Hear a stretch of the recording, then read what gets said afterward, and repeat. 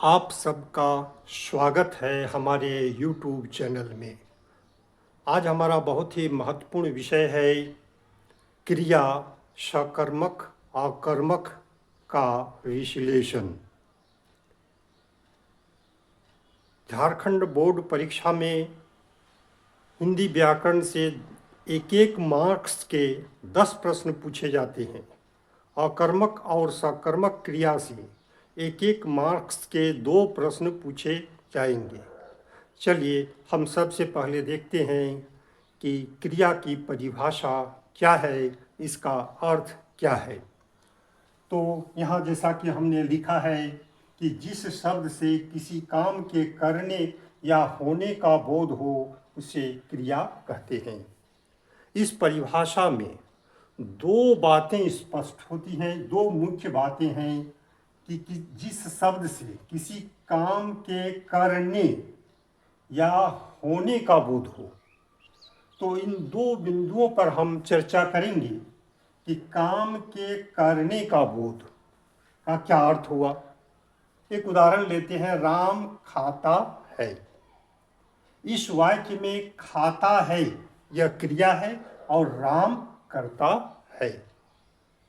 खाता है क्रिया यह बता रही है कि खाने का काम, खाना एक काम है, खाने का काम राम कर रहा है, यानी काम करने का बोध हो रहा है। राम के द्वारा काम किया जा रहा है, काम करने का बोध हो रहा है, राम खाता है इस वाक्य से। दूसरा है कि काम होने का बोध, यानी काम अपने आप हो रहा है, कोई कर नहीं रहा है। वर्षा हो रही है यह क्रिया है और वर्षा यह सब्जेक्ट है, करता है। तो हो रही है यह क्रिया यह बता रही है कि वर्षा अपने आप हो रही है, वर्षा कोई करा नहीं रही है। जैसे पहले वाक्य में हमने देखा था खाने की क्रिया राम कर रहा है, यहाँ वर्षा हो रही है क्रिया जो है यह बता रही है कि वर्षा अपने आप हो रही है। स्पष्ट है कि किसी काम के करने या होने का बोध हो उसे हम क्रिया कहते हैं। अब हम चलते हैं कर्म की आवश्यकता के आधार पर क्रिया के भेद। कर्म की आवश्यकता के आधार पर क्रिया के भेद। तो कुछ क्रियाओं में कर्म की आवश्यकता होती है, अपने अर्थ की पूर्णता के लिए कर्म की आवश्यकता होती है, और कुछ क्रियाओं में अपने अर्थ की स्पष्टता के लिए किसी कर्म की आवश्यकता नहीं पड़ती है, बल्कि वह स्वतः जो है अर्थ प्रकट करती है। तो इस आधार पर क्रिया के 2 भेद हैं, अकर्मक क्रिया और सकर्मक क्रिया। यहाँ हमने लिखा है अकर्मक क्रिया। अ मीन्स नहीं, कर्मक मीन्स कर्म, जिसमें कर्म नहीं हो, यानी जिस किसमें नहीं हो, जिस क्रिया में कर्म नहीं हो, यानी जिस क्रिया में कर्म की आवश्यकता न हो, यानी जिस क्रिया में के अर्थ को स्पष्ट करने के लिए किसी कर्म की आवश्यकता नहीं होती है, बल्कि वह स्वतः जो है अर्थ स्पष्ट कर लेता है। क्रियाओं का फल, इन क्रियाओं का फल जो है, यानी अकर्मक क्रिया का फल सीधे कर्ता पर पड़ता है, क्योंकि इसमें कोई कर्म नहीं होता है। तो एक उदाहरण हम लेते हैं, जैसे बच्चा रोता है। बच्चा रोता है, रोता है। इस वाक्य में बच्चा करता है, रोता क्रिया है, क्रिया है, यह सब्जेक्ट है, उद्देश्य है, और रोता है यह क्रिया है। तो यहाँ हम देखते हैं कि यह अपना अर्थ पूरा करने के लिए, यानी रोता है, बच्चा रोता है, अर्थ स्पष्ट है।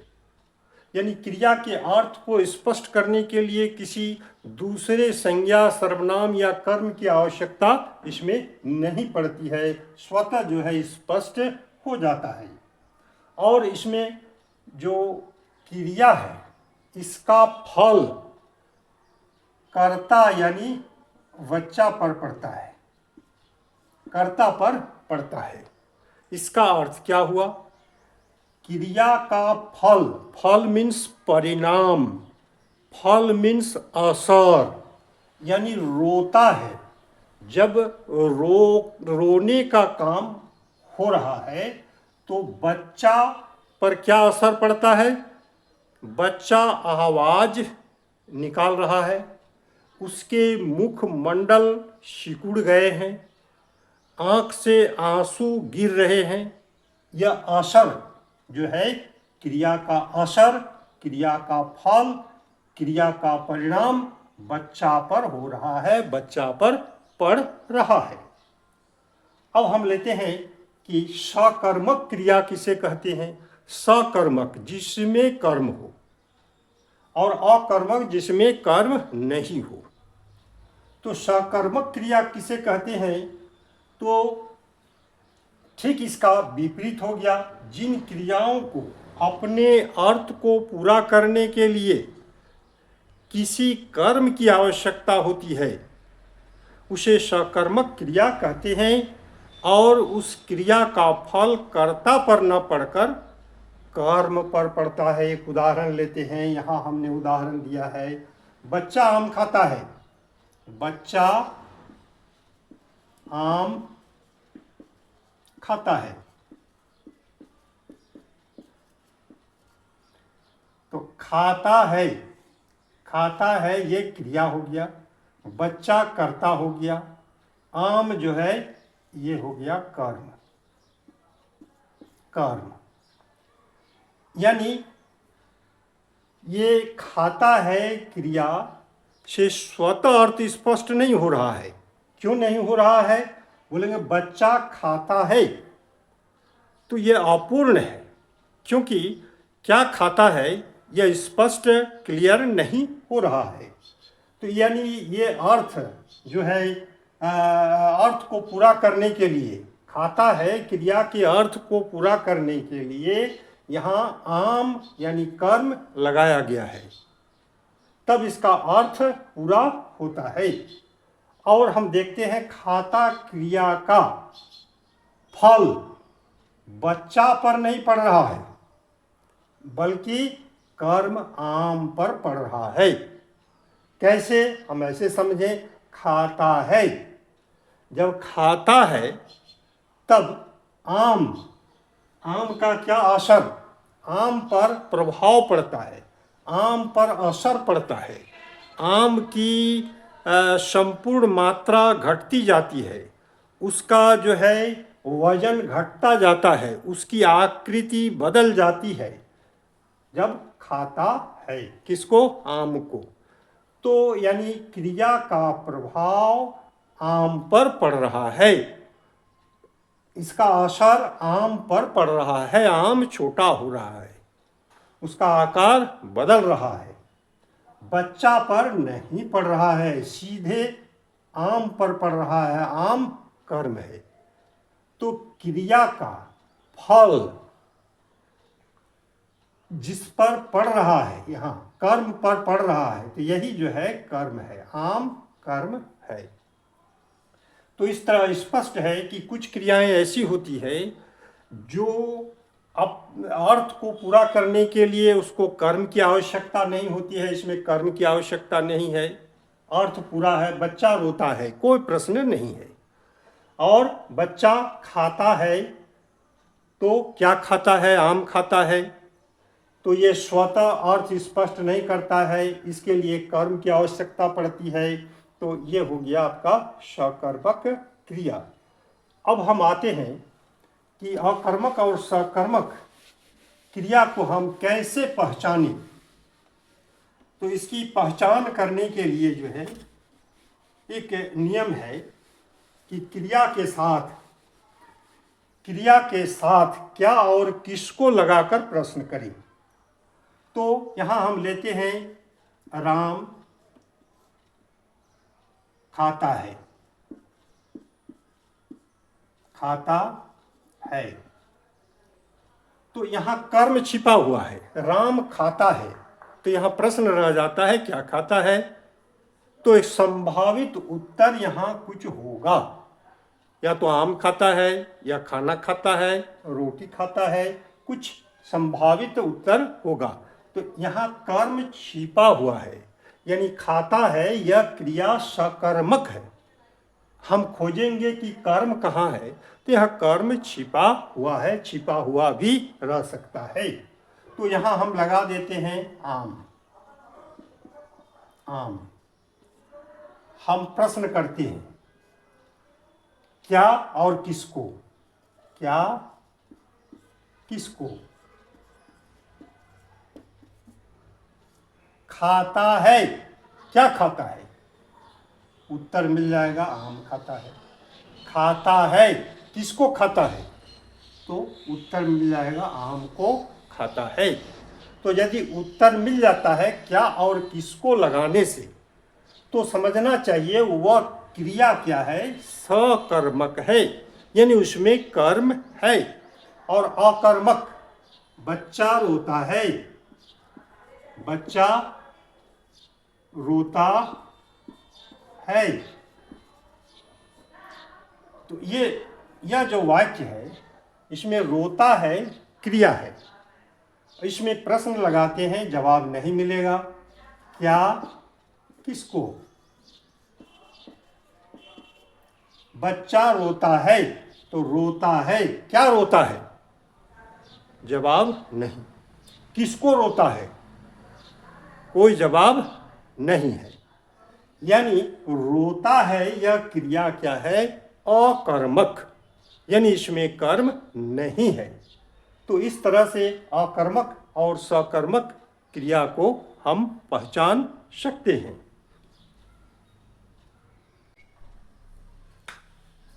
चलिए अब हम झारखंड बोर्ड मॉडल के बहुविकल्पीय प्रश्न की चर्चा करेंगे।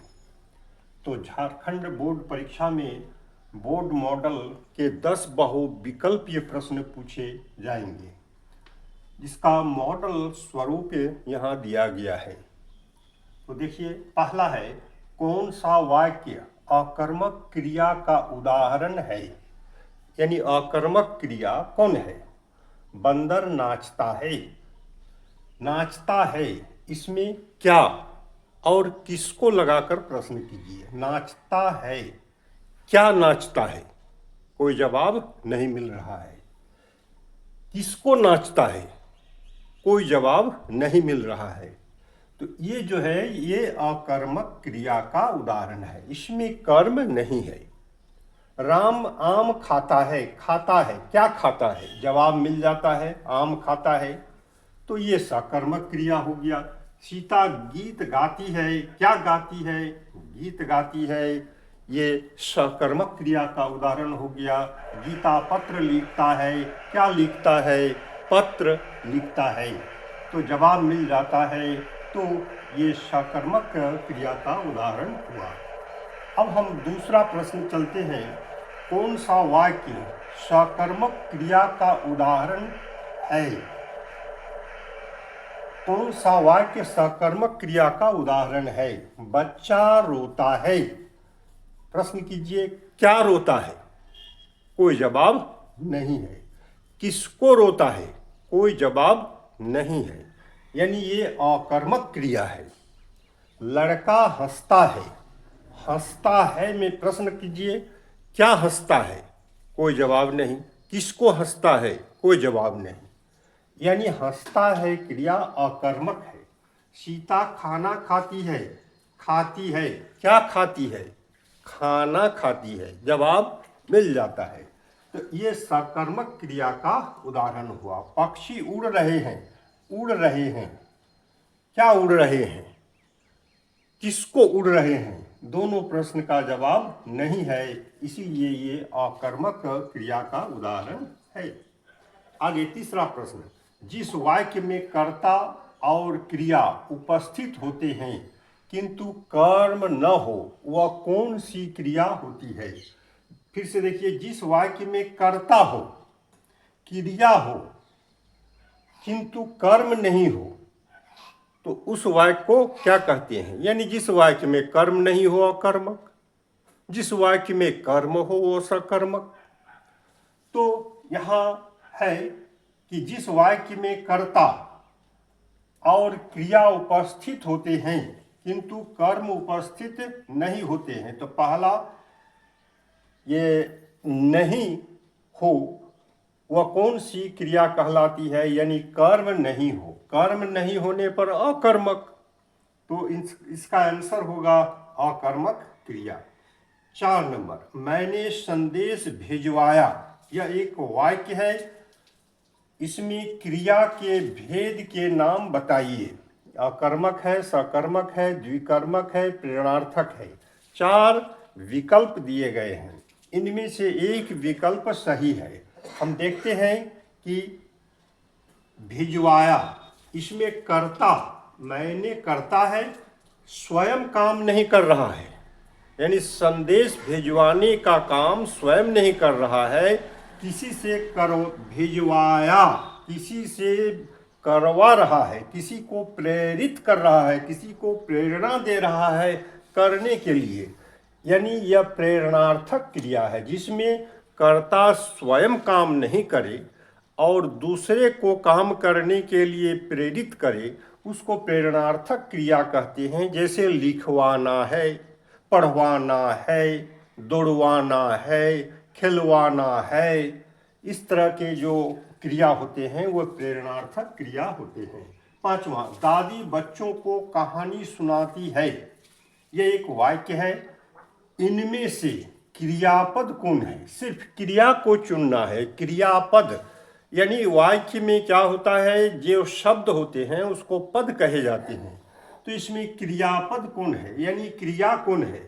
चिड़िया आसमान में उड़ती है, चिड़िया कर्ता हो गया। आसमान में ये उड़ती है, ये क्रिया हो गया। तो उड़ती है, क्या उड़ती है? चिड़िया उड़ती है, किसको उड़ती है? जवाब नहीं है, तो ये उड़ती है, ये क्रियापद है या क्रिया है। 7 नंबर प्रश्न है, इनमें से किस वाक्य में सकर्मक क्रिया नहीं है? थोड़ा प्रश्न पर ध्यान दीजिए, सकर्मक क्रिया नहीं है यानी अकर्मक क्रिया है। क्या कह रहा है कि अकर्मक क्रिया है, सकर्मक क्रिया नहीं है। तो अकर्मक क्रिया होगा, राम देर तक सोता है, क्या सोता है, किसको सोता है? जवाब नहीं है, तो ये अकर्मक क्रिया हुआ। तो यही इसका आंसर होगा। इनमें से किस वाक्य में सकर्मक क्रिया नहीं है? इसमें कर्म नहीं है, सकर्मक ये नहीं है।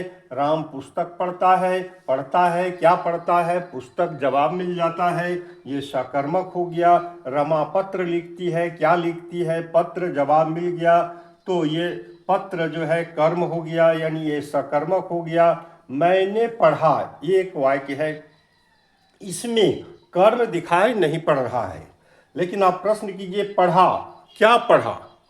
कुछ जवाब इसमें जो है छिपा हुआ है, तो इस कुछ आंसर की संभावना, उत्तर की संभावना इसमें दिखाई पड़ती है। पढ़ा तो या तो पुस्तक पढ़ा या चिट्ठी या कुछ और कोई चीज़ पढ़ा, तो इसमें कर्म छिपा हुआ है, पढ़ना क्रिया सकर्मक है। अब आइए 8वां, सकर्मक क्रिया में हमेशा क्या होता है? तो सकर्मक क्रिया में हमेशा कर्म होता है, अकर्मक क्रिया में कर्म नहीं होता है। तो इसमें दिया है एक कर्ता, एक कर्म, तो एक कर्म। क्या बोलता है? सकर्मक क्रिया में हमेशा क्या होता है? तो एक कर्म होता है, तो ये इसका आंसर है। 9 नंबर, निम्नलिखित किस वाक्य में क्रियापद का उपयोग हुआ है? यानी किसमें क्रियापद है? बड़ी मिठाई, नदी का किनारा, बच्चा दौड़ रहा है, हरे भरे पेड़। हम एक एक विचार करते हैं। बच्चा दौड़ रहा है ये क्रियापद है। हरे भरे पेड़ ये एक वाक्य नहीं है, वाक्यांश है, इसमें क्रियापद नहीं है। बड़ी मिठाई, इसमें भी क्रियापद नहीं है, ये एक वाक्यांश है। वाक्य कहलाने के लिए क्रियापद का होना जरूरी है। नदी का किनारा ये भी वाक्यांश है। तो आंसर क्या हुआ? बच्चा दौड़ रहा है, यानी दौड़ रहा है ये क्रियापद हो गया। 10वां है, जिस क्रिया का फल कर्ता पर पड़े उसे क्या कहते हैं? तो जिस क्रिया का फल कर्ता पर पड़े, फल कर्ता पर पड़े उसको क्या कहते हैं? अकर्मक, सकर्मक, दोनों, इनमें कोई नहीं। तो जिस क्रिया का फल कर्ता पर पड़े उसको अकर्मक क्रिया कहते हैं। फल का अर्थ होता है परिणाम, प्रभाव, किस पर पड़ रहा है। जैसे लड़का आम खाता है, तो खाता है क्रिया का प्रभाव यहाँ आम पर पड़ रहा है। लड़का सोता है, तो सोता है क्रिया का प्रभाव सीधे कर्ता पर पड़ रहा है, यानी लड़का पर पड़ रहा है। क्यों? लड़का की आंखें बंद हो जाती हैं, शारीरिक हरकतें कुछ बंद हो जाती हैं, यह असर उस पर पड़ता है। अंतिम है, इनमें से द्विकर्मक क्रिया के उदाहरण कौन हैं? द्विकर्मक यानी वाक्य में कभी कभी एक कर्म होता है तो एक कर्मक क्रिया उसको कहते हैं। यदि दो कर्म है तो द्विकर्मक क्रिया उसको कहते हैं। इसको हम कैसे पहचानेंगे? तो उसी तरह से हम क्या और किसको लगाकर क्रिया के साथ प्रश्न करेंगे। तो राम आम खाता है, खाता है, क्या खाता है? यहाँ आंसर मिल जाता है, आम खाता है। तो आम एक ही कर्म है इसमें, तो ये एक कर्मक क्रिया का उदाहरण है। वह हंसता है, हंसता है, क्या हंसता है? कोई जवाब नहीं है, तो ये अकर्मक क्रिया, इसमें कर्म नहीं है। वह थूकता है, क्या थूकता है? कोई जवाब नहीं है, इसीलिए ये अकर्मक क्रिया का उदाहरण है। शिक्षक छात्र को हिंदी पढ़ाते हैं, इसमें ये द्विकर्मक क्रिया का उदाहरण है। यहाँ देखते हैं, पढ़ाते हैं, जवाब मिलेगा, दो जवाब मिलेगा। पढ़ाते हैं, क्या पढ़ाते हैं? जवाब मिलेगा, हिंदी पढ़ाते हैं। किसको पढ़ाते हैं? तो छात्र को पढ़ाते हैं। इसमें छात्र पहले हिंदी एक कर्म है, दूसरा छात्र एक कर्म है, इसीलिए इसमें दो कर्म है। तो ऐसे क्रिया को हम द्विकर्मक क्रिया जो है कहते हैं। मेरा वीडियो देखने के लिए बहुत बहुत धन्यवाद।